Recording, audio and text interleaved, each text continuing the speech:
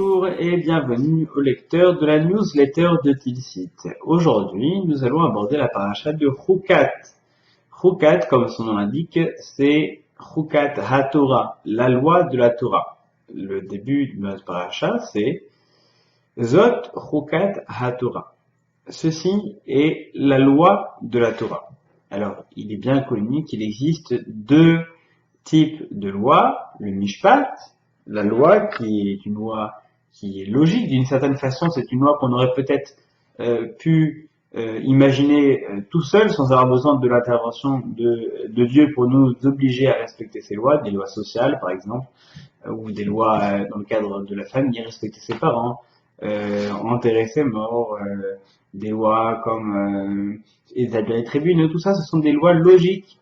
Donc logique qui rentre dans le cadre des mishpatim. Mais il existe aussi des chokim. Un chok, c'est une loi dont l'explication n'est pas entièrement compréhensible par la logique humaine. Il y a une part dans cette loi, une part de logique divine, quelque chose qui dépasse l'entendement humain.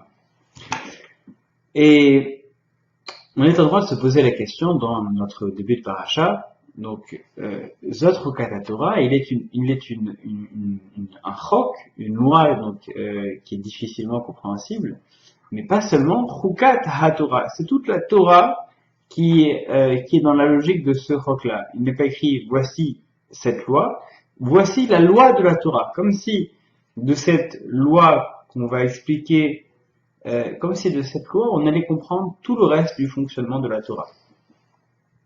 Alors effectivement, c'est une loi au début de la paracha Chukat qui paraît un petit peu difficile à comprendre. C'est lorsqu'une personne contractait une impureté de premier ordre, eh bien le seul moyen qu'elle avait de se purifier, elle devait aller voir le Kohen, qui lui jetait une eau particulière, qui l'aspergeait avec une eau, et le Kohen lui-même donc contractait une impureté de second ordre.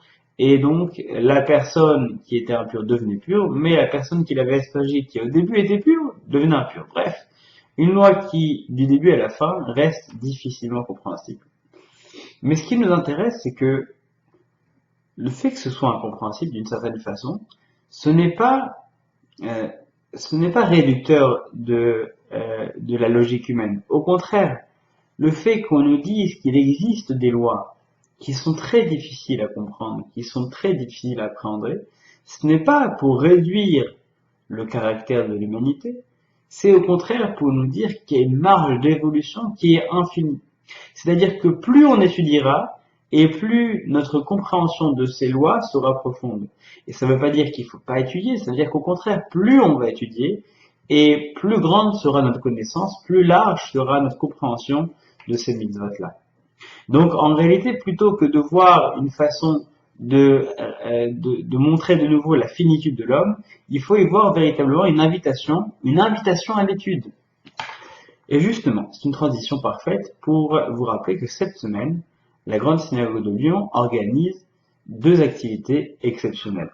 La première activité, c'est celle de demain soir, jeudi soir, qui est un concert de musique sur le klezmer, qui s'appelle du klezmer au sacré, et qui est un concert très riche, qui sera joué dans notre synagogue, un concert donc véritablement à ne pas rater. Si vous allez sur le site du consistoire, vous verrez, vous pouvez vous inscrire directement via WizEvent. Mais il y a un autre événement qui est le Yom HaLimud.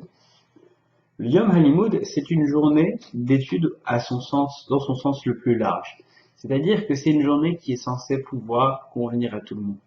Tous les milieux sont conviés à cette journée et toutes les personnes devraient y trouver leur compte. Il y a des cours de Torah toute la journée, des ateliers de culture générale, d'histoire, des travaux manuels, des ateliers pour les jeunes. Donc pour tous les âges, pour tous les goûts. Véritablement, si vous avez envie d'étudier, si vous avez envie d'avoir une connaissance plus large de notre monde et des personnes qui vous entourent, je vous invite à nous rejoindre donc ce dimanche 28 juin de 10h à 17h pour une journée exceptionnelle. Shabbat Shalom.